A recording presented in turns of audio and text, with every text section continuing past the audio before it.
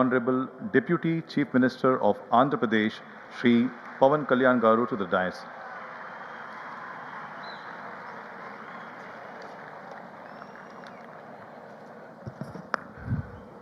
వేదిక పైన ఆసీనులైన ప్రత్యేకించి సత్యసాయిబాబా గారి శత జయంతి ఉత్సవం సందర్భంగా ఇక్కడికి విచ్చేసిన మనందరి beloved Prime Minister, most respected Prime Minister in the world, most respected leader in the global stage, Sri Narendra Modi గారికి నా హృదయపూర్వక నమస్కారాలు. అలాగే తన అపారమైన అనుభవంతో రాష్ట్రాన్ని సమర్థవంతంగా నడిపిస్తున్న నాయకులు గౌరవ ముఖ్యమంత్రి శ్రీ చంద్రబాబు నాయుడు గారికి, భారతరత్న శ్రీ సచిన్ టెండూల్కర్ గారికి, శ్రీమతి ఐశ్వర్య రాయ్ బచ్చన్ గారికి, సోదరులు నారా లోకేష్ గారికి, వేదిక పైన ఆసీనులైన ప్రతి ఒక్కరికి, మంత్రివర్గానికి, బాబా గారు మహాసమాధి అయిన తర్వాత దాన్ని సమర్థవంతంగా నడిపిస్తున్న శ్రీ రత్నాకర్ గారికి, ప్రతి ఒక్కరికి పేరు పేరున నా హృదయపూర్వక నమస్కారం. ప్రత్యేకించి ఇక్కడికి వచ్చేసిన సత్యజయంతి సందర్భంగా ఇక్కడికి వచ్చిన భక్తులందరికీ, సాయిబాబా భక్తులందరికీ మనస్ఫూర్తిగా మీ అందరికీ నా నమస్కారాలు తెలియజేస్తున్నాను.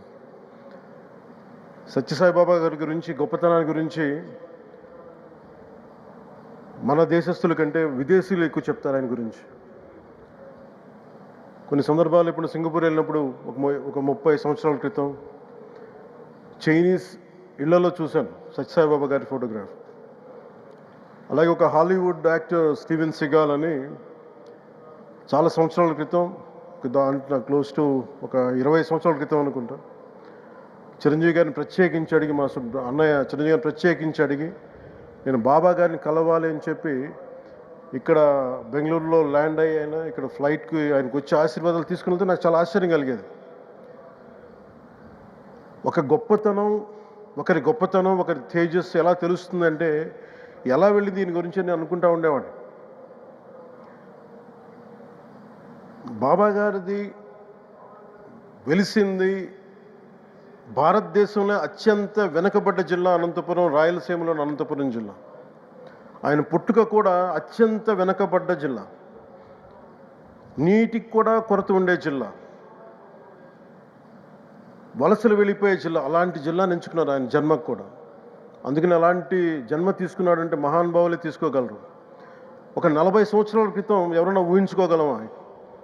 దేశ విదేశాల నుంచి చాలామంది భక్తులు, విదేశీయులు అందరూ వచ్చి దీని అభివృద్ధికి పాటుపడతారని.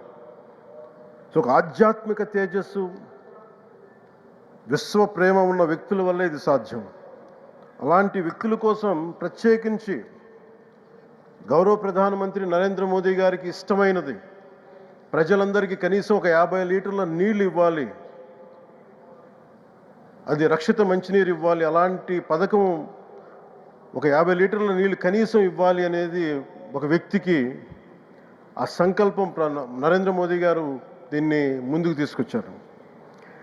ఒక ప్రభుత్వ పరంగా దీన్ని ప్రధానమంత్రి గారు తీసుకొస్తే, ఒక ఆధ్యాత్మిక గురువుగా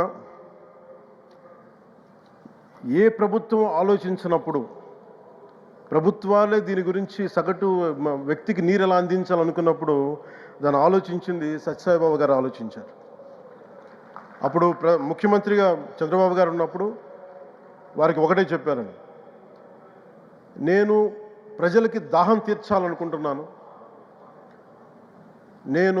నాకు తెలిసిన భక్తులు, ఒక భక్తులు, ఒక ఆయన సింగిల్ హ్యాండెడ్గా 400 crores 400 కోట్ల రూపాయలు ఈ పథకానికి, ఈ పథకానికి ఇస్తాను, దాహం తీర్చే పథకానికి ఇస్తాను అంటే, దానికి ఆ రోజున ప్రత్యేకించి అలాంటి పర్మిషన్స్కి వీటికి కొంచెం కష్టాలు ఉన్నప్పుడు గౌరవ ముఖ్యమంత్రి నారా చంద్రబాబు నాయుడు గారు వీటికి అండగా ఉండి ఈ సత్యసాయి, ఈ దాహం తీర్చే ఈ పథకానికి, అంటే మనం చెప్పాలంటే జల్ జీవన్ మిషన్ అంకురం సాయిబాబా గారు చేశారు ఇక్కడ. ఇది తమిళనాడులో కానీ తెలంగాణలో కానీ మిగతా అన్ని రాష్ట్రాల్లో కూడా ఈరోజు చేయగలుగుతున్నామంటే దానికి అంకురం సాయిబాబా గారు అందించారు. ఆయన సేవా తత్పరత ఆయనది. ఎవరెవరో ఎంతమంది ప్రభావితం చెందారో లెక్కలేదు. ఒకసారి సేవ చేసే వాళ్ళందరినీ చూస్తూ ఉంటే మా వదిన గారు చెప్పారు, ఒకసారి భోజనం తింటా ఉంటే ఎవరిని ఇంకొకసారి ఇది కొంచెం అన్నం పట్టరా అంటే మా అన్నయ్య గారు చెప్పారండి. వాళ్ళ అన్నకు ఆయన ఎవరో తెలుసు, ఆయన ఒక farmer IAS officer, senior IAS officer అని. ఆయనకి సెలవులో ఉన్న సమయంలో వచ్చి ఇక్కడ సేవ చేస్తారని.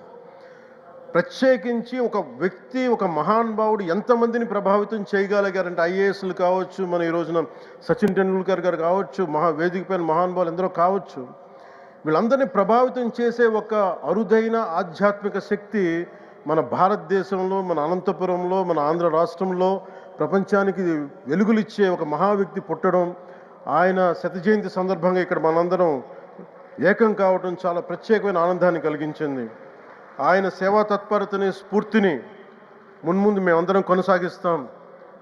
గౌరవ ప్రధానమంత్రి అవర్ బిలౌడ్ ప్రైమ్ మినిస్టర్ ఆధ్వర్యంలో మేమందరం కొనసాగిస్తామని తెలియజేసుకుని, ఇదే సేవా తత్పరతని ముందుగా అందరం కొనసాగించాలని తెలియజేసుకుని సెలవు తీసుకున్నాను.